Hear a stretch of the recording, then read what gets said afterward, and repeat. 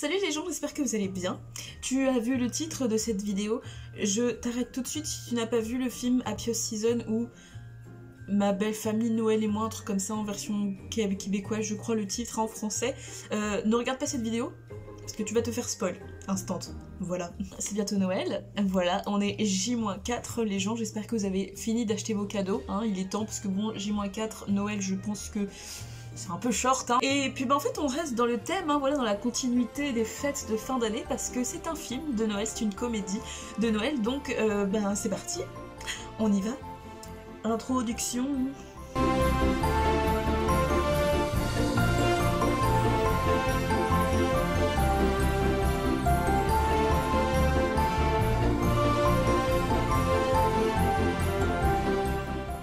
Encore une fois, je te laisse l'occasion, si tu n'as pas vu ce film, de partir de la vidéo parce que tu vas te faire spoil de petits éléments, de choses. Enfin, si t'as pas envie de te faire spoil, je t'invite à partir maintenant de la vidéo, je te laisse 3 secondes. Voilà, c'est bon, c'est trop tard. Maintenant, tu es resté, c'est de ta faute. Voilà, si tu t'es fait spoil, c'est de ta faute. J'avais envie de faire un petit récap de ce film, de donner mon avis. Encore une fois, c'est mon avis personnel, mon ressenti perso sur le film, sur le film dans sa globalité, la représentation lesbienne dans ce film, et puis peut-être un petit plus, je sais pas, des petits éléments que j'aurais oublié de préciser. Enfin, Happy Season, c'est l'histoire de Abby et de Harper, qui donc veulent fêter Noël toutes les deux. Et donc, dans l'histoire, on a donc Abby qui assume complètement son homosexualité, qui est à l'aise avec ça et tout ça. Et on a Harper, sa petite amie, qui s'est un peu saucée et qui s'est dit allez on va chez ma famille à Noël et tout, et en fait Abby n'aime pas trop Noël tout simplement parce qu'elle a perdu ses parents à cette période là, mais en fait surprise elle a jamais fait son coming out à sa famille, voilà. Sauf que elle avait fait croire à Abby qu'elle avait fait son coming out et que ça s'était super bien passé, truc de ouf et tout, que sa famille elle avait accepté de ouf. Et en fait, il faut savoir que ça fait un an, un peu plus d'un an, un an en tout cas, qu'elles vivent toutes les deux. Harper a dit de Abby que c'était sa coloc, à sa famille, à ses parents. Voilà, donc en fait elle lui apprend vraiment genre juste avant d'arriver chez la famille, sauf qu'elle passe du coup les 4 jours avant Noël pour passer du coup Noël avec la famille de Harper. Je vous laisse quand même imaginer, je sais pas, faut vraiment que la personne soit proche et tout. Mais ta coloc, si c'est pas quelqu'un que la famille connaît déjà ou quoi, te dire ça te dit de venir passer Noël chez Mamie Fin. Si c'est pas une pote que tu connais depuis des années et juste t'as fait une coloc avec, c'est comme si moi ma meilleure amie elle vient passer Noël chez ma famille, c'est normal, on se connaît depuis 16 ans. Mais si c'est ta coloc que depuis un an et que vous êtes pas hyper proche, je veux dire les parents, t'as le père qui est en pleine campagne pour devenir maire de la ville, tu as la mère qui est littéralement la manageuse, enfin littéralement, elle se fait manageuse de son mari, donc elle est à fond réseaux sociaux, elle vient de créer un compte Instagram, elle est très, je prends en photo, faut que ma famille soit parfaite, je vous laisse imaginer le délire. On a la petite sœur, alors attendez, laquelle est au milieu? Bon, je vous fais un schéma là, juste ici là, pour vous dire qui est la plus grande, qui est la Benjamine et qui est la cadette.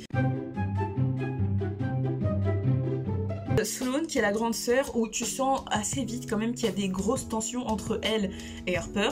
Et puis il y a Jane que, bon voilà, tu sens que c'est la fille, faut pas trop la montrer, elle est un petit peu excentrique, elle est dans son monde et du coup elle ferait un peu tâche dans la famille. On a un joli tableau, je vous laisse deviner qu'il y a des moments un petit peu gênants. Voilà, je vous ai posé un peu le truc, le cadre. Maintenant, je vais vous donner un peu mon avis sur le film, d'abord dans sa globalité. Alors moi perso, j'ai aimé le film, voilà, personnellement. Quand je dis le film dans sa globalité, c'est l'histoire, comment c'était tourné, machin, le film quoi, j'ai trouvé bien, j'ai trouvé drôle, j'ai trouvé émouvant. Des fois j'étais énervée, j'ai redécouvert Kristen Stewart, parce que la dernière fois que j'ai vu Kristen Stewart dans un film, bah ouais, je crois que c'était Twilight. J'étais contente parce que ça faisait longtemps que j'avais pas vu une comédie comme ça, une comédie américaine et tout, sympa quoi, une bien, parce que des fois on a tendance à avoir des comédies soit un peu lourdes, ou alors où limite il se passe rien, Pardon, j'ai fait du bruit. Je l'ai pas trouvée trop lourde, juste bah voilà, c'est une comédie, puis même la situation elle est hyper... je sais pas si ça se passerait exactement comme ça dans la réalité, mais parce que ça reste un film américain, ça reste une comédie et tout, mais vraiment il y a des moments où tu dis c'est horrible quoi, tu veux pas vivre cette situation, vraiment, c'est la pire chose quoi, vraiment. J'étais à fond avec le personnage de Kristen Stewart, j'aimais quand même le personnage de Harper, je dis quand même parce que ben c'est chaud tu vois de faire croire à ta meuf que t'as dit ouais mon coming out s'est super bien passé et tout, enfin parce que c'est elle qui lui dit en plus viens passer Noël dans ma famille, je vais te redonner le goût de Noël et tout. Là je voudrais parler de la représentation lesbienne dans le film, donc vraiment me baser sur ça, sur mon avis sur le couple de Abby et Harper. J'aimais vraiment le couple de Abby et de Harper, je le trouvais vraiment super mignon.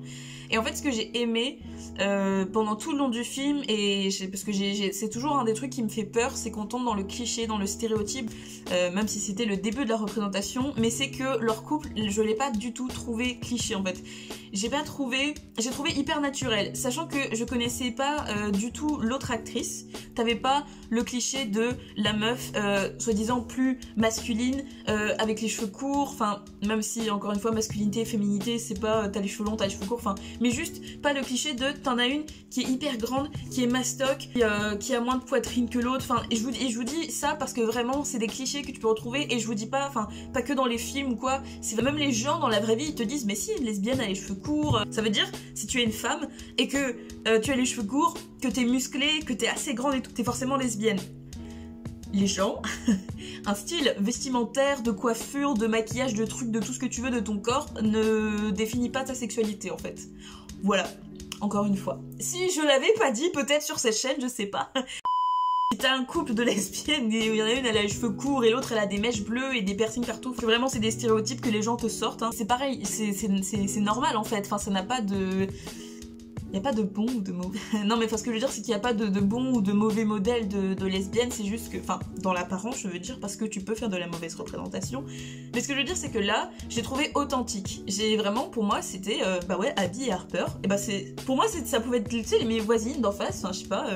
Des potes et tout, enfin je l'ai trouvé hyper vrai. Et en fait ce que j'ai trouvé intéressant c'est que tu les vois au début du film, en fait tu les vois chez elles, dans leur appart et tout, et justement pour revenir sur le physique, juste t'avais justement, et c'est pareil, c'est un détail mais pour moi c'est important, et je sais pas si les réalisateurs y ont pensé ou pas, mais Kristen Stewart était beaucoup plus, enfin beaucoup, elle était plus petite que l'autre actrice qui jouait Harper, et c'est elle qui était la lesbienne qui s'assumait et tout, enfin voilà, que l'autre qui était plus grande, et elles avaient toutes les deux les cheveux longs, enfin voilà, et puis tu sentais juste, voilà, elles étaient à l'aise. S'il y en a une qui a envie de mettre des pantalons, des robes, des bijoux, du maquillage, tout ce que tu veux, elles s'habillent comme elles veulent, et tu sens que, et voilà, elles avaient chacune leur style, elles avaient chacune leur environnement, leur goût et tout ça, et j'étais contente parce que je me suis dit quand même on est en 2020, c'est un film qui est sorti en 2020, donc je me dis bon, ça a évolué, j'espère qu'ils vont pas nous sortir justement des clichés comme ça de oh il y en a une qui est plus grande, il y en a une qui a les cheveux courts. Et c'est aussi pour ça je pense que j'ai beaucoup apprécié le film, même si c'était pas, enfin il y avait pas que cet élément là, mais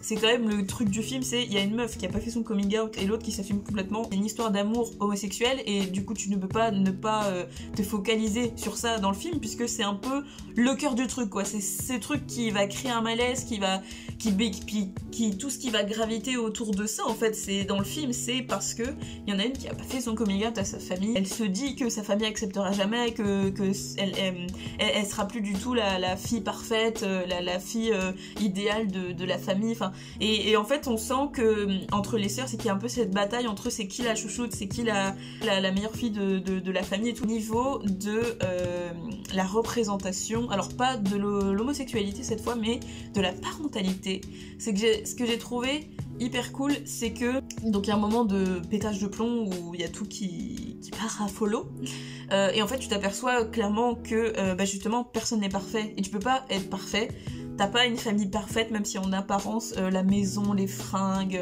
oh et puis tout le monde cuisine et puis tout le monde aime faire des trucs et machin et puis les enfants ils sont bien machin. Ce que j'ai trouvé hyper beau aussi c'est qu'il y a le côté où c'est pas trop facile Et c'est pas trop déprimant non plus, c'est-à-dire qu'il y a une prise de conscience des parents où tu dis ben ouais en fait on a exigé ça de nos enfants. Il y en a une, elle nous a même pas dit que son mariage ça allait pas, et l'autre il y en a une on l'a complètement oubliée et du coup on la prend pour la débile de service, mais vraiment.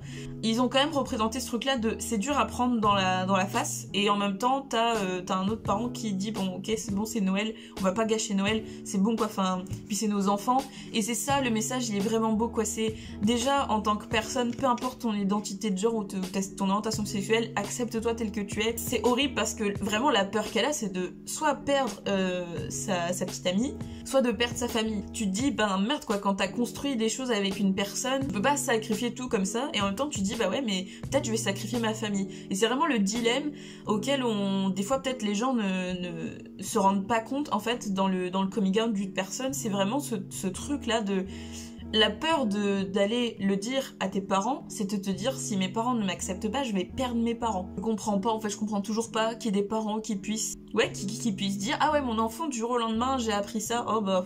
C'est sur son orientation sexuelle, il a pas commis un crime, il a pas. Il est pas en faute en fait, c'est juste, c'est sa life. Pouvoir dire aussi, bah voilà, redire les gens, on s'en fout l'orientation sexuelle des gens. Quand la personne est hétérosexuelle, on lui pose pas mille et une questions, on s'occupe de sa nouille. Et donc voilà les gens, le calendrier n'est pas fini. Et après le calendrier, ça va, je pourrais faire une pause. Évidemment, je vais tourner en avance parce que je vais pas tourner un truc le jour de Noël parce que déjà tout le monde sera occupé et vous regarderez ça le soir tranquillement. Et puis bah voilà les gens, allez voir le film si vous l'avez pas vu. J'ai quand même réussi à pas trop vous spoil non plus, je vous ai spoil des éléments qui permettaient de comprendre la vidéo et qui moi me permettaient de vous expliquer ce que j'avais envie de vous dire dans cette vidéo. Je vous ai pas tout dit dans les moindres détails, parce que la vidéo aurait fait 2h40, mais allez voir le film si vous avez occasion, si vous avez envie. Si vous avez pas envie c'est pas grave, si vous avez pas occasion c'est pas grave non plus. Et puis moi je vous dis, j'allais dire un joyeux Noël, bah si oui en fait. Si, joyeux Noël, puisqu'après moi j'ai pas de vidéo avant le 27, donc joyeux Noël. Bah de fait, j'ai envie d'éternuer. À dimanche prochain.